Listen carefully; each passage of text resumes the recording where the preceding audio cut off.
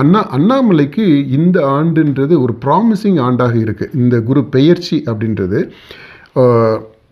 ஒன்று அவர் குரு அந்தஸ்துக்கு போகிறதுக்கு, அதை நோக்கி போகிறதுக்கான ஒரு வாய்ப்புகள் வருது. குருன்னா அப்போ ஒரு அமைச்சராகலாம், அல்லது கட்சி தலைவராகலாம், அல்லது வேறு ஒரு கட்சியில் போய்ட்டு ஒரு முக்கியமான பொறுப்பு வரலாம். அப்படி அதாவது அவருடைய இதில் இந்த ஒரு வருஷத்தில் அதிகாரத்தை நோக்கிய அந்த இதில் ஒரு அப்வர்ட் மூமெண்ட் ஒன்று இருக்குது அவருக்கு.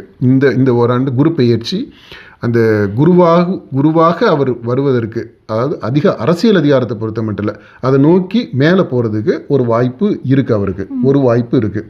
அது அந்த பாஜக கட்சிக்குள்ளே டெல்லியில் இருக்கலாம், அல்லது இங்கே மாநிலத்தில் இருக்கலாம், அல்லது பாஜக இல்லாமல் வெளியில் ஒரு கட்சியில் கூட இருக்கலாம்.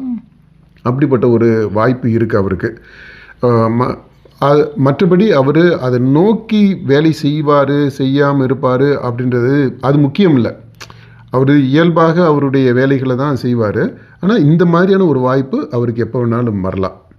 நம்ம எப்படி இவருக்கு சொன்னோம் பார்த்தீங்களா, அன்புமணிக்கு ஒரு வாய்ப்பு இருக்குது. மற்றபடி அது ஒரு பொதுவான வழக்கமான ஒரு ஆண்டாக இருக்கும் இந்த குரு பெயர்ச்சி அப்படின்றது. அதே போல் அண்ணாமலைக்கும் ஒரு வாய்ப்பு, சூப்பரான ஒரு வாய்ப்பு இருக்குது. மற்றபடி வழக்கமான ஒரு ஆண்டாக அவருக்கு இருக்கும்.